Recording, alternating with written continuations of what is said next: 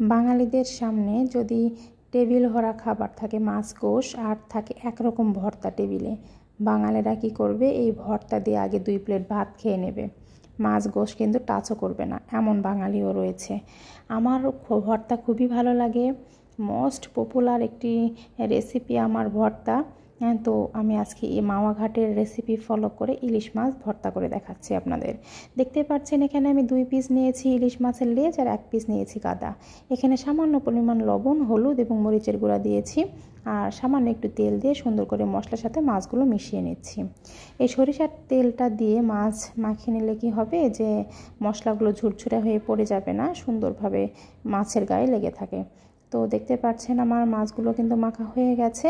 এখন আমি চুলায় প্যান বসিয়ে দিয়েছি, প্যানে দিয়েছি পরিমাণ মতো সরিষার তেল। সরিষার তেলটা একটু বেশি করেই দিয়েছি, কেননা আমি এই সরিষার তেলেই ভর্তাটা সেরে নেব। 4-5টা দিয়েছি শুকনো মরিচ। শুকনো মরিচটা আমি সুন্দর করে যেন না পড়ে যায় সেই দিকটা খেয়াল রাখতে হবে, ভেজে নিয়েছি। এখন আমি সেই যে মেখে রেখেছিলাম ইলিশ মাছের লেজ এবং একটা গাদা, সেটা দিয়ে দিলাম তেলের মধ্যে। এই ভর্তাটা তৈরি করার ক্ষেত্রে অবশ্যই খেয়াল রাখতে হবে মাছগুলো যেন ডিপ ফ্রাই না হয়ে যায়, ভেতরে যেন সিদ্ধ হয় কিন্তু মাছের যে ময়েশ্চার সেটা যেন ঠিক থাকে, তাহলে কিন্তু ভর্তাটা খেতে খুবই টেস্টি হয়। যখন দেখবেন যে দুপাশটা হালকা ভাজা ভাজা হয়ে গেছে, আমি উপর থেকে দিয়ে দিচ্ছি কিছুটা পেঁয়াজ। আমি কাঁচা পেঁয়াজ দিয়ে ভর্তা করছি, আলাদা করে বেরেস্তা ব্যবহার করছি না, এজন্য মাছের সাথে পেঁয়াজটা একটু নরম করে নেব। খুব বেশি ফ্রাই করব না, কিন্তু মাছও না এবং আপনার যে পেঁয়াজটা সেটাও না, জাস্ট পেঁয়াজটা নরম হয়ে আসবে এবং মাছটা সিদ্ধ হয়ে আসবে, তাহলে ভর্তাটা খেতে বেশি ভালো লাগে। দেখতে পাচ্ছেন যে আমার ভাজা ভাজা কিন্তু হয়েই গেছে। আর উপর থেকে আমি মাছ এবং এই পেঁয়াজগুলো উঠিয়ে নেব। আর এই তেলটা কিন্তু আমি ফেলছি না, এই তেলটা দিয়েই আজকে আমি ভর্তাটা তৈরি করে নেব। আমার মাছটা এবং পেঁয়াজগুলো ভাজা হয়ে গেছে, এগুলো একটি পাত্রে উঠিয়ে নিচ্ছি।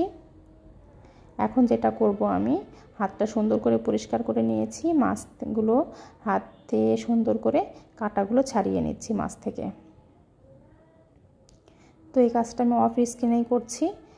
তো দেখতে পাচ্ছেন আমার সবগুলো মাছ থেকে কাঁটা ছাড়ানো হয়ে গেছে। এখন আমি একটি পাত্রে সামান্য একটু লবণ, আমি 4-5টার মতো, 4-5টা না 3টা হবে, রসুনের কলি খুলে সেটা কুচি করে নিয়েছি। 2-3টা কাঁচামরিচও কুচি করে নিয়েছি আর 3টার মতো হবে পেঁয়াজ আমি কুচি করে নিয়েছি। আমি যেহেতু কাঁচামরিচ ব্যবহার করেছি, গুঁড়ামরিচ ব্যবহার করেছি আগে, কাঁচামরিচ নিয়েছি, শুকনো মরিচ ভাজা নিয়েছি, এই জন্য সবগুলোই অল্প অল্প মরিচ নিয়েছি। তবে আপনারা কিন্তু যদি ঝাল ঝাল খেতে চান আরও মরিচ এর সাথে অ্যাড করে নিতে পারেন। যে আমার বাসায় যেহেতু বাচ্চা আছে আর বাচ্চারা এই ভর্তাটা খেয়ে নেবে, এই জন্য আমি মরিচের পরিমাণটা একটু কম রেখেছি। আমি মরিচগুলো সুন্দর করে মাখিয়ে নিচ্ছি আপনার পেঁয়াজ রসুনের সাথে।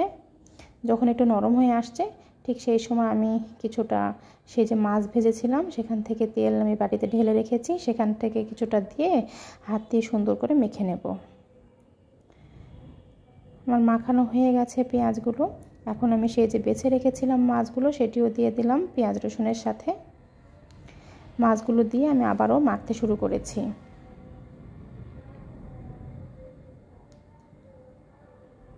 কিছুক্ষণ মাখার পর বাকি তেলটাও আমি এখানে অ্যাড করে দেব।